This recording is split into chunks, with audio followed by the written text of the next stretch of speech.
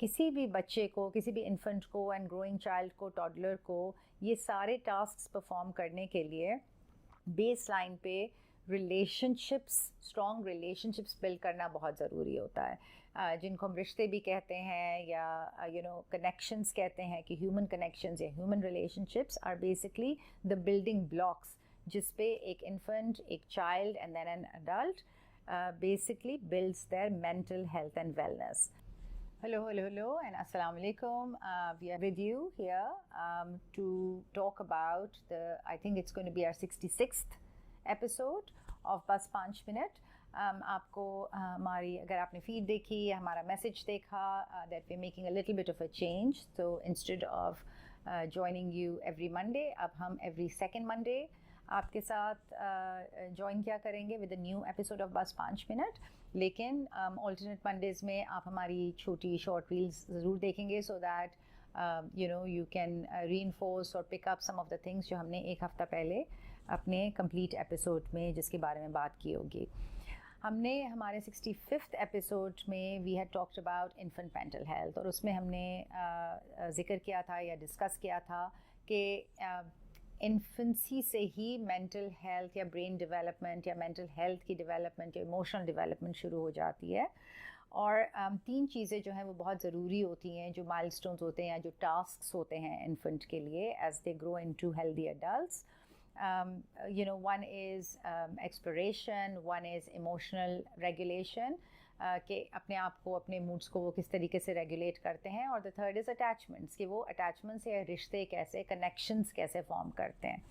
So one of the things that is important कि अगर हम थोड़ा सा इसमें स्टेप बैक लें एंड थिंक अबाउट इट, कि किसी भी बच्चे को, किसी भी इन्फेंट को एंड ग्रोइंग चाइल्ड को, टॉडलर को ये सारे टास्क्स परफॉर्म करने के लिए बेस लाइन पे रिलेशनशिप्स, स्ट्रॉन्ग रिलेशनशिप्स बिल्ड करना बहुत ज़रूरी होता है, जिनको हम रिश्ते भी कहते हैं या कनेक्शंस कहते हैं कि ह्यूमन कनेक्शंस या human relationships are basically the building blocks जिस पे एक इन्फेंट, एक child and then an adult basically builds their mental health and wellness. One of the key concepts in this sort of idea is one which is called serve and return. This has been borrowed from the Harvard Center on the Developing Child, and उसमें जो है the idea is कि जैसे किसी भी game में या tennis खेल रहे हैं या कोई और आप गेम खेल रहे हैं, आप कोई सर्व करता है, बॉल फेंकता है दूसरे अपने ओपोनेंट की तरफ, and then the other opponent will return that ball. So अगर बच्चा जब किसी भी तरीके से डिस्ट्रेस्ड होता है या वो कंप्लेन करता है या वो रोता है या वो कोई आवाज़ निकालता है, जेस्चर कोई बनाता है जिसमें हमें लग रहा है कि they are reaching out, they are serving, it's as if they have served us something. And then जब कोई भी केयर गिवर है वो उसको अटेंशन देता है, तवज्जो देता है, जवाब देता है उसका, या बच्चे को उठा लेता है उसके जवाब में, या बच्चे की जो भी नीड है उसको समझ के उसको फॉलो पूरी करने की कोशिश करता है, तो दे आर रिटर्निंग. तो जब ये सर्व एंड रिटर्न का पूरा साइकिल कंप्लीट होता है तो that is when children actually form neuronal connections mental health और इमोशनल वेलनेस के हिसाब से. अगर तो वो बच्चे कॉन्स्टेंटली एक जेस्चर कर रहे हैं या साउंड कर रहे हैं और उनको रिटर्न में कुछ नहीं मिल रहा है, ना जवाब मिल रहा है, ना प्यार मिल रहा है, ना तवज्जो मिल रही है, कुछ मिल रही है, तो दैट मीन्स कि रिटर्न नहीं हो रहा, and that makes these connections weaker. So mental health जो है उस तरीके से डेवलप नहीं होती. The second thing that is important to understand is कि किसी भी तरह की लर्निंग से पहले, चाहे वो एकेडमिक लर्निंग हो या सोशल लर्निंग हो या डिसिप्लिन हम कर रहे हैं कुछ भी, उससे पहले सेफ्टी बहुत ज़्यादा ज़रूरी है. तो जब बच्चा डिस्ट्रेस में होता है और माँ बाप उसको कंफर्ट करते हैं या केयर गिवर्स कंफर्ट करके उठाते हैं, तो basically we are telling the kid कि this is a reliable environment, कि अगर आप डिस्ट्रेस में होंगे तो कोई आपकी नीड को पूरी करेगा, जिससे वो they feel safe. When they feel safe, then they will explore. फिर उनको लगेगा कि आगे उनकी environment जो है वो safe है for them to go out and looking. So again, उस बच्चे की एक टास्क के लिए एक्सप्लोर करने के लिए ज़रूरी है कि पहले वो सेफ़ फील करें.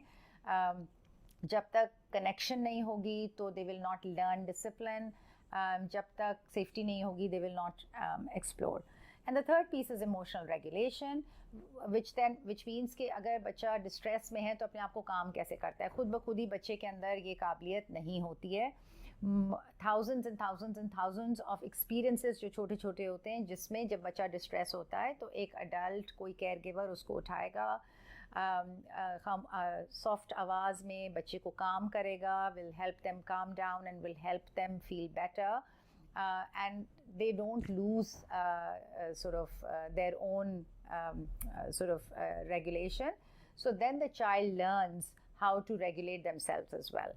So इन तीनों चीज़ों के लिए relationship building बहुत ज़्यादा ज़रूरी है. So in the end basically जो छोटी छोटी चीज़ें होती हैं जिस पे शायद हम इतनी नज़र नहीं डालते, कि बच्चे को उठा लिया, बच्चा जब कोई आवाज़ दे रहा है तो उसके जवाब में आवाज़ दी, स्माइल किया, प्यार से उठाया या कहा क्यों, what is going on with you, let me pick you up, इस तरह की चीज़ें. These are not small things, these are very extremely major things.